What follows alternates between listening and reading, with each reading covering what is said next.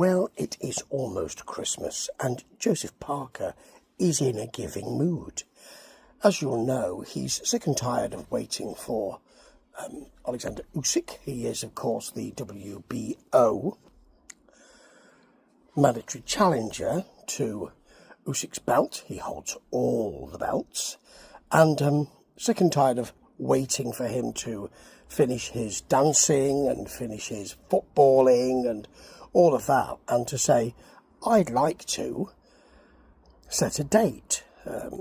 After his back gets better, of course, he's decided to fight Fabio Wardley.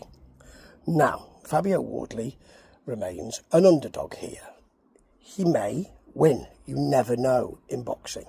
But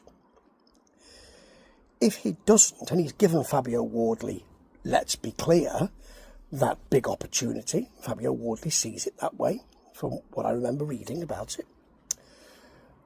Not content with doing that, what he said is he would love to fight Moses Itauma.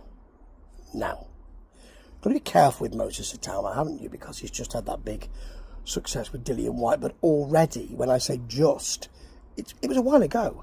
So we are probably looking at his next fight, or his next opponent at least.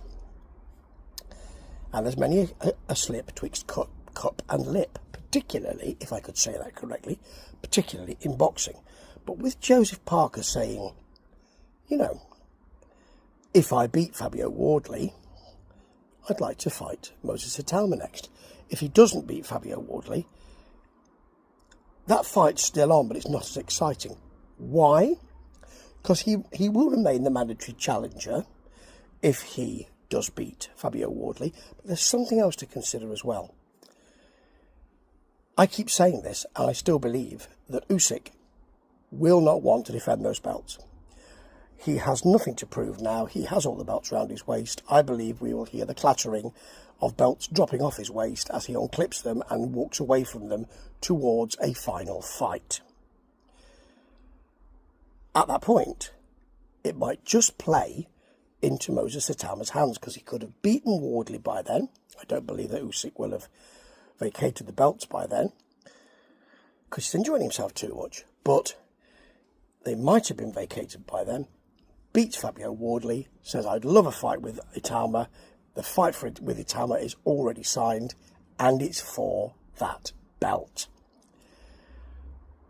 Or Parker's given the belt, and then it's his first defence.